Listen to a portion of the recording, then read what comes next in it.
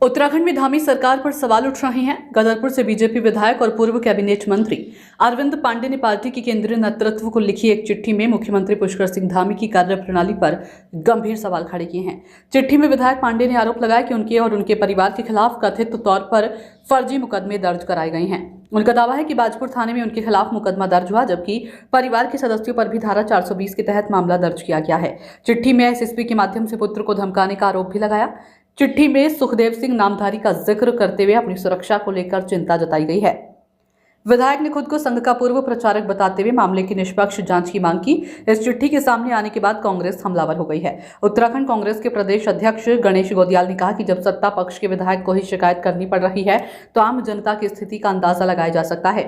गोदियाल ने सरकार पर सिर्फ कागजों में विकास दिखाने का आरोप लगाया और इस मामले की एसआईटी जांच की मांग की है। उन्होंने ये भी कहा कि अगर आरोपों में सच्चाई है तो जिम्मेदार लोगों पर कार्रवाई होनी चाहिए और अगर नहीं है तो भी स्थिति स्पष्ट होनी जरूरी है ताकि जनता के बीच किसी तरह का भ्रम न रहे। तमाम मीडिया जगत में, सोशल मीडिया जगत में अरविंद पांडे विधायक गदरपुर, जो कि भारतीय जनता पार्टी के विधायक हैं, उनका एक पत्र घूम रहा है जिसमें उन्होंने मुख्यमंत्री जी पर बहुत गंभीर आरोप लगाए हैं।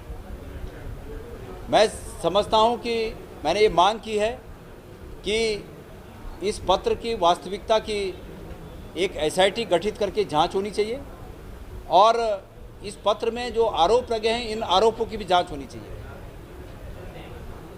हजारों लाखों लोगों के खून पसीने से बना उत्तराखंड, तमाम लोगों की शहादत से बना ये उत्तराखंड सपने में भी ऐसा नहीं सोच सकता कि सत्ता में बैठे हुए लोग इस प्रकार के षड्यंत्रों में शामिल होकर किसी के जीवन के लिए धोखा पैदा करेंगे। ये आरोप बहुत गंभीर प्रकृति के हैं और इन आरोपों की जांच के लिए न्यायिक अभिरक्षा में मैं एसआईटी की मांग करता हूं कि एसआईटी का गठन हो।